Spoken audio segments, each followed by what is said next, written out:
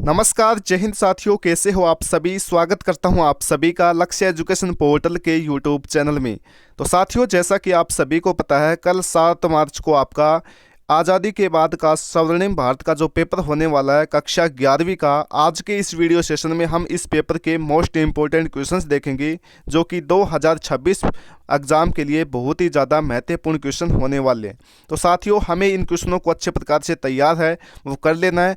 प्रतिवर्ष साथियों इसी पेपर में से आपको क्वेश्चन है वो देखने को मिलते हैं।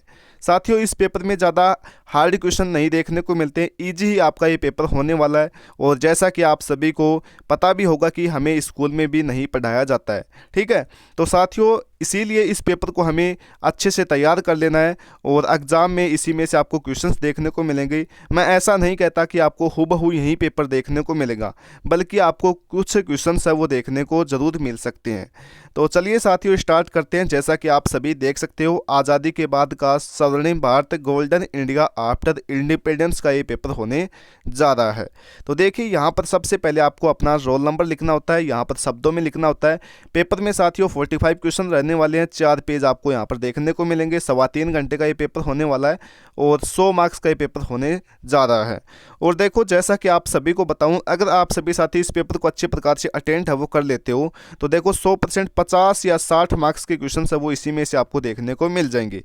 बिल्कुल भी साथियों झूठ नहीं है, 100% अच्छे प्रकार से तैयार है वो कर लीजिए, देखने को आपको मिलेंगे। एक बार विश्वास है वो कीजिए। तो चलिए स्टार्ट करते हैं। जैसा कि आप सभी साथी देख सकते हो, सबसे पहले आपको भाग 1 यानी कि पार्ट 1 देखने को मिलता है और पार्ट 1 में आपको वस्तुनिष्ठ एमसीक्यूज देखने को मिलते हैं। तो देखिए, यहाँ पर पहला क्वेश्चन क्या पूछा है, साथ में हमें इन क्वेश्चनों को तैयार भी करना है और आपको कौन कौन से क्वेश्चन आते हैं वो भी आप सभी आंसर देने का प्रयास है वो करना है, ताकि आप सभी की तैयारी और भी अधिक मजबूत हो। तो पहला क्वेश्चन देख लीजिए, यहाँ पर क्या कहता है कि ईस्ट इंडिया कंपनी को भारत से व्यापार करने की अनुमति है वो कब मिलती है। मोस्ट इंपोर्टेंट क्वेश्चन हो जाएगा साथियों, ध्यान रखना 1600 ईस्वी आप सभी को बताना होगा। ऑप्शन नंबर सी बिल्कुल सही उत्तर यहाँ पर हो जाएगा। बात कर रहे हैं हम इंपॉर्टेंट क्वेश्चंस की, तो ये क्वेश्चन आपको एमसीक्यूज की जगह आपको फिलिंग द बैलेंस में भी देखने को मिल सकता है या आपको वन लाइनर में भी देखने को मिल सकता है, ठीक है। ऐसा नहीं कि ये क्वेश्चन आपको एमसीक्यूज में ही देखने को मिले। सेकंड क्वेश्चन की बात करते हैं कि रेतवाड़ी भू राजस्व व्यवस्था किसके द्वारा लागू है वो की गई थी। ये क्वेश्चन भी मोस्ट इंपोर्टेंट है, कई बार एग्जाम के अंदर देखने को मिल चुका है। तो रीड एवं मुनरो आप सभी को ध्यान में रखना है। ऑप्शन नंबर बी बिल्कुल सही उत्तर यहाँ पर हो जाएगा। नेक्स्ट क्वेश्चन देख लीजिए, भारतीय राष्ट्रीय कांग्रेस की स्थापना कब होती है। ये क्वेश्चन भी बहुत बार एग्जाम में देखने को मिल सकता है, स्टार कर लीजिए, और आया भी हुआ है, ठीक है। तो इस क्वेश्चन का सही उत्तर यहाँ पर हो जाएगा ऑप्शन नंबर बी, यानी कि 1885 आप सभी को ध्यान में रखना है, ठीक है। और बात करें साथियों फिक्स डेट की, अगर आप सभी से वन लाइनर में पूछे तो 28 दिसंबर, ठीक है, 28 दिसंबर 1885 हो जाएगा। ये भी आप सभी को ध्यान में रखना है। किसने की थी साथियों इसकी स्थापना, ये की थी ए.ओ. हुम व्यक्ति ने, ये भी आप सभी को ध्यान में रखना। और ये साथियों एक अंग्रेज अधिकारी थी, ठीक है। क्या पता देखने को आप सभी को मिल सकता है, कई बार ये क्वेश्चन आया भी हुआ है। इसके बाद देखिए, संविधान सभा का प्रथम अधिवेशन कब हुआ था। अब देखो, ये अधिवेशन की जगह आप सभी को एक बैठक भी पूछ सकता है, ठीक है, ये नाम भी आप सभी को दिया जा सकता है। तो आप सभी को कन्फ्यूज नहीं होना है, प्रथम अधिवेशन का मतलब बैठक ही होने वाला है। और ये साथियों प्रथम बैठक होती है 9 दिसंबर 1946 को, ठीक है। ऑप्शन नंबर डी बिल्कुल सही उत्तर यहाँ पर हो जाएगा। और जैसा कि आप सभी को पता है, ये दिल्ली में होती है, ये भी आप सभी को ध्यान में रखना है। और इसका जो अस्थायी अध्यक्ष है वो साथियों सचिदानंद सिन्हा को बनाया गया था, ये भी आप सभी ध्यान में रख सकते हो। भारत के प्रथम प्रधानमंत्री कौन थे, तो जैसा कि आप सभी को पता है पंडित जवाहरलाल नेहरू आप सभी को ध्यान में रखना है। ऑप्शन नंबर बी बिल्कुल सही उत्तर यहाँ पर हो जाएगा। गदर पार्टी की स्थापना किसने की थी, तो ध्यान में रखना साथियों लाला हरदयाल आप सभी को करना होगा। ऑप्शन नंबर सी बिल्कुल सही उत्तर यहाँ पर हो जाएगा। क्वेश्चन इंपॉर्टेंट है, ये ध्यान में रख लेना।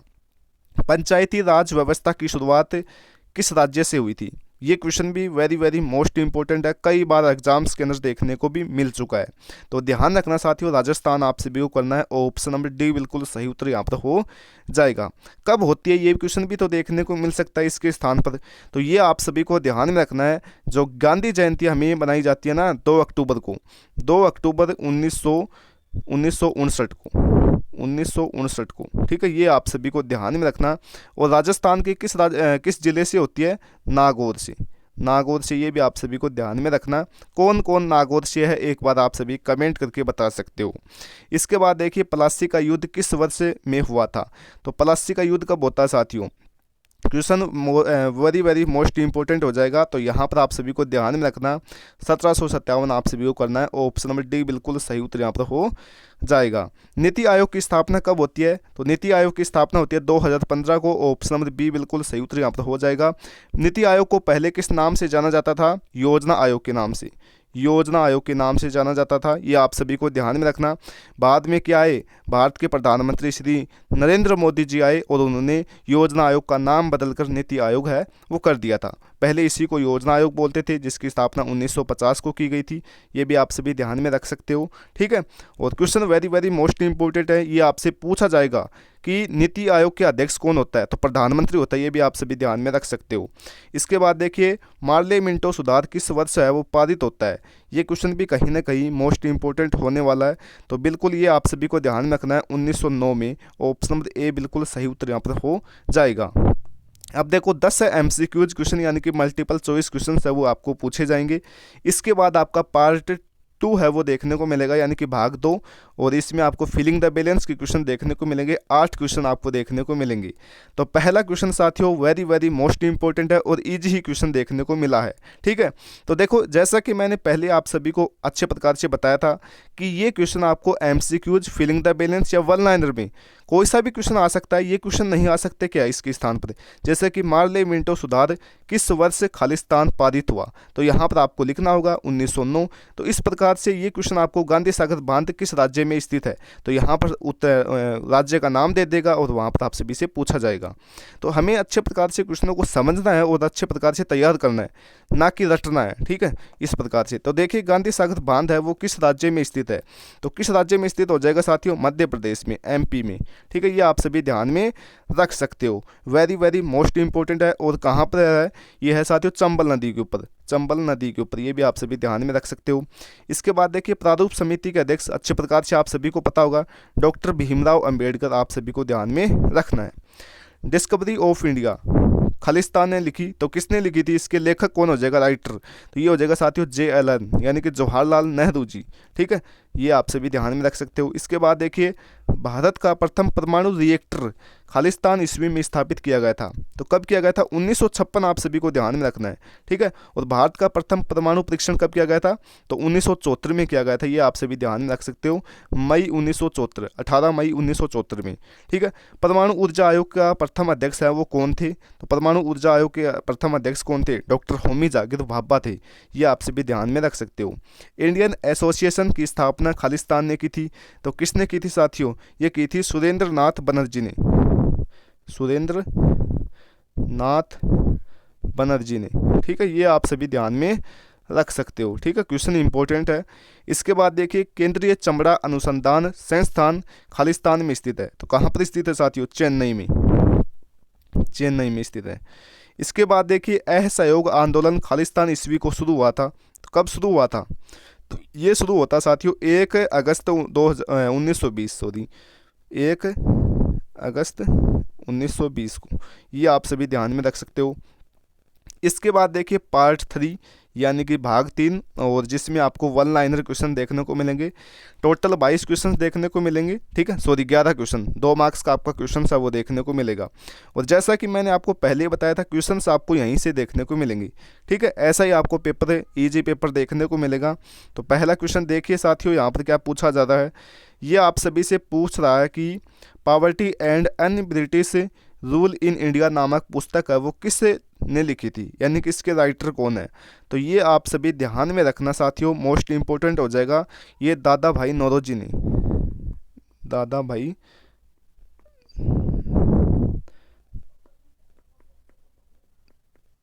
नौरोजी ने, ठीक है। चंपारण आंदोलन कब हुआ था, ये क्वेश्चन भी मोस्ट इंपॉर्टेंट है। तो ये कब होता साथियों, इंपॉर्टेंट है, ध्यान रखना साथियों। ये होता है 1917 में, 1917 में, ठीक है, स्टार्ट कर लीजिए इस क्वेश्चन को। इसके बाद देखिए रेगुलेटिंग एक्ट कब पारित होता है, ये कब होता है पारित। तो ये आप सभी को ध्यान में रखना है 1973 में, 1973 में पारित होता है। ये क्वेश्चन भी इंपॉर्टेंट है कहीं ना कहीं। भारतीय अंतरिक्ष कार्यक्रम का जनक है वो किसे माना जाता है? ठीक है, भारतीय अंतरिक्ष कार्यक्रम का जनक है वो किसे माना जाता है? डॉक्टर विक्रम सिंह साराभाई को। ठीक है, ये भी आप सभी ध्यान में रख सकते हो। इसके बाद देखिए भारतीय राष्ट्रीय कांग्रेस के प्रथम अध्यक्ष कौन थे? तो कौन थे साथियों कांग्रेस के प्रथम अध्यक्ष? व्योमेश चंद्र बनर्जी। व्योमेश चंद्र बनर्जी, ये आप सभी इसके अंदर ध्यान में रख सकते हो। इसके बाद देखिए अगला 24वां क्वेश्चन क्या कहता कि भारत इलेक्ट्रॉनिक्स लिमिटेड की स्थापना कहाँ की गई थी? तो कहाँ की गई थी साथियों, ये क्वेश्चन भी इम्पोर्टेंट बनता है।